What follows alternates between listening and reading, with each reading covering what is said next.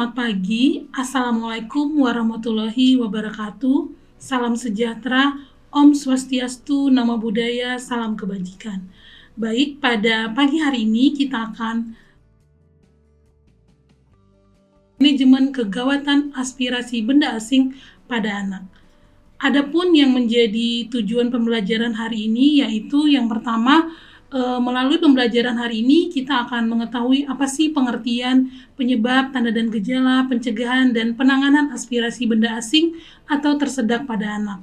Yang kedua, untuk memahami kapan anak dibawa ke fasilitas kesehatan bila anak mengalami aspirasi benda asing atau tersedak. Dan yang terakhir, untuk tahu mengimplementasikan bagaimana pertolongan pertama pada bayi dan anak bila tersedak.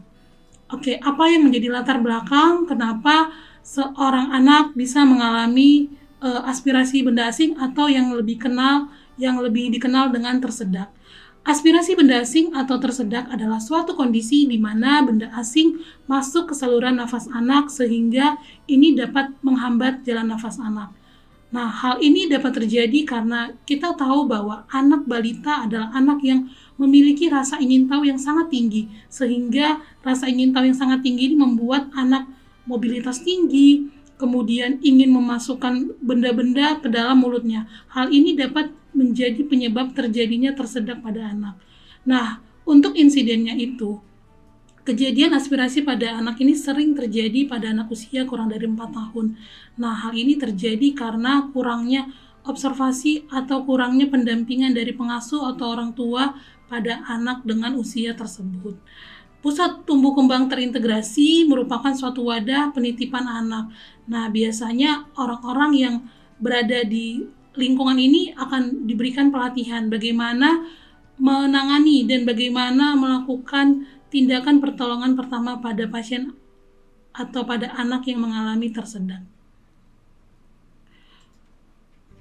Nah, pengasuh orang tua memiliki peranan penting untuk mencegah terjadinya tersedak pada anak.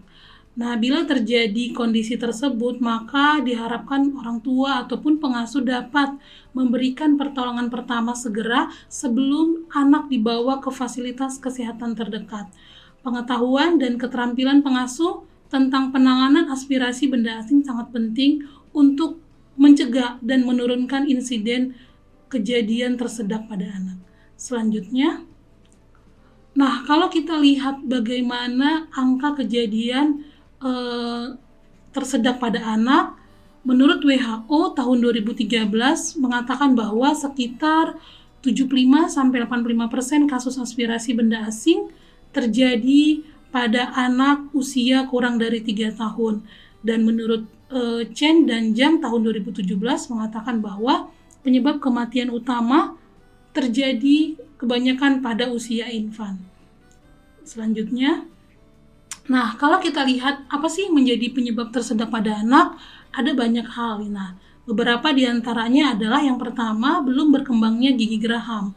Kemudian, mekanisme menelan yang belum sempurna, aktivitas fisik yang sangat aktif, kebiasaan anak untuk meletakkan objek ke dalam mulutnya, dan yang terakhir adalah kurangnya pengawasan dari orang tua.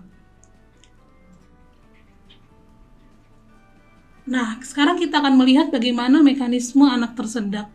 Mekanisme anak tersedak, hal ini sangat dipengaruhi oleh jenis, ukuran, ataupun benda yang masuk ke dalam saluran nafas anak.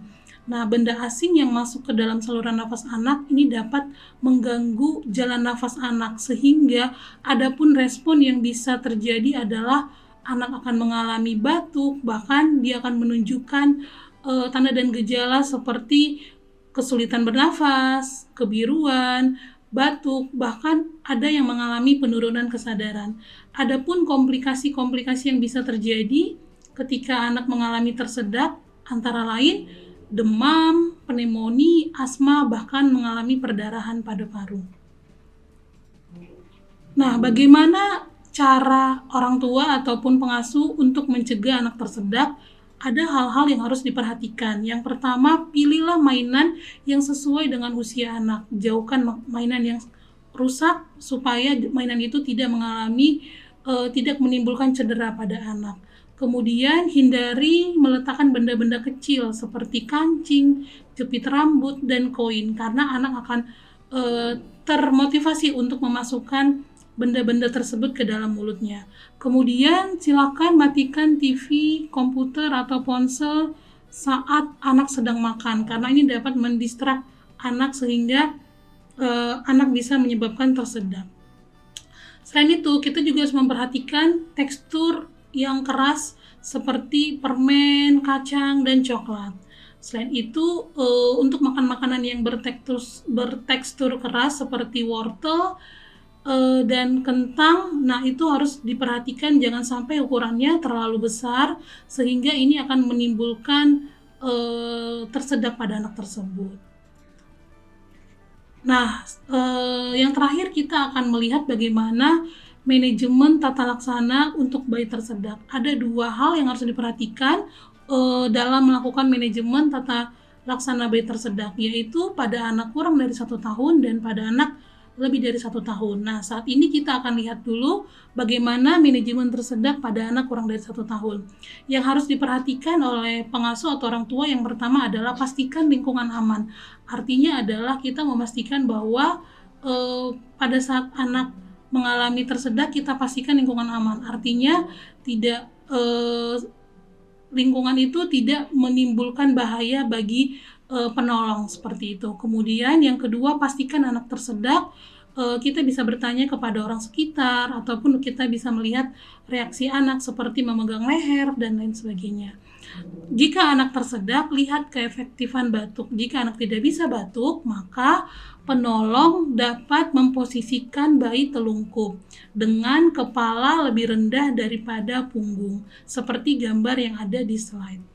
Untuk bayi, topang kepala dengan ibu jari di satu sisi rahang dan yang lain menggunakan 1 atau 2 jari tangan yang sama tanpa menekan jaringan lunak di bawah rahang. Berikan 5 pukulan dengan menggunakan tumit dari telapak tangan pada bagian belakang bayi. Hal ini disebut dengan tindakan back blow. Selanjutnya, jika tindakan back blow gagal, maka kita dapat melakukan tindakan chest thrust. Chest thrust ini adalah di mana kita memposisikan bayi seperti pada gambar, di mana posisi kepala lebih rendah daripada posisi dada. Dengan posisi seperti yang ada di gambar, kita lakukan pijatan atau hentakan pada dada dengan menggunakan 2 jari sebanyak 5 kali pijatan. Setelah itu kita lakukan evaluasi pada mulut bayi. Kita membuka mulut bayi. Jika ada benda asing yang ada di dalam mulut bayi, kita bisa keluarkan. Namun bila belum bisa dikeluarkan, kita ulangin tindakan tersebut dari awal. Bila bayi tidak sadar, kita lakukan resusitasi jantung paru atau melakukan pijat jantung. Hal ini dilakukan sebanyak 30 kali kompresi dan 2 kali nafas buatan sambil kita segera panggil layanan gawat darurat. Itu adalah manajemen tata laksana untuk bayi tersedak bila usianya kurang dari 1 tahun. Selanjutnya kita akan melihat bagaimana bila anaknya usianya lebih dari 1 tahun. Yang pertama, pastikan bahwa anak mengalami tersedak. Yang kedua, nilai keefektifan batuk. Kalau anak bisa batuk, kita suruh anak batuk dengan keras. Tetapi kalau anak tidak bisa batuk, maka kita bisa lakukan tindakan back blow dan chest thrust seperti anak usia kurang dari 1 tahun. Tetapi bila tindakan tersebut tidak berhasil, maka kita bisa menggunakan cara yang lain yang disebut dengan abdominal thrust. Abdominal thrust ini caranya adalah posisi anak berdiri, kemudian penolong berada di belakang anak tersebut. Di mana tangan penolong dikepalkan dan diletakkan di antara pusar dan tulang dada anak. Raih kepalan tangan dengan tangan lainnya dan lakukan hentakan dengan dorongan ke atas dan ke belakang sebanyak 5 kali menggunakan kepalan tangan tersebut.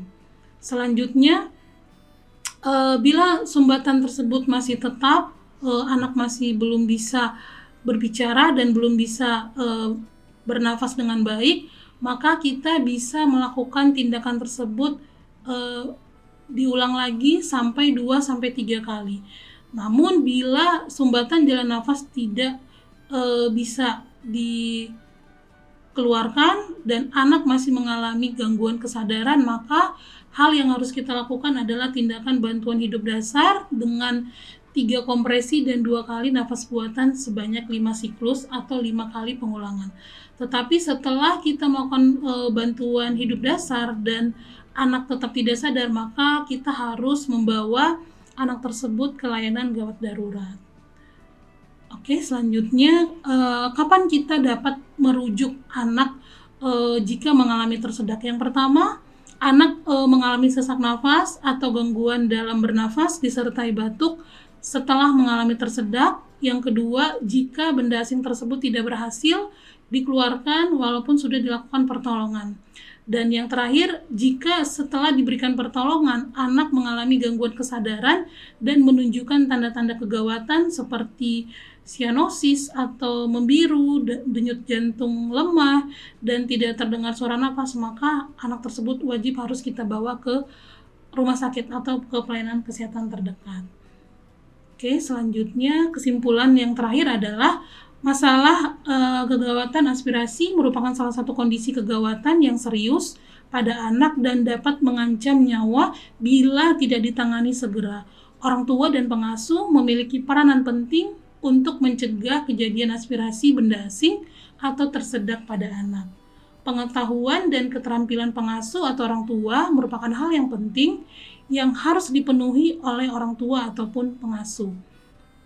Nah, pusat tumbuh kembang terintegrasi dapat menjadi salah satu solusi untuk memfasilitasi anak dalam mendukung tumbuh kembang anak yang maksimal.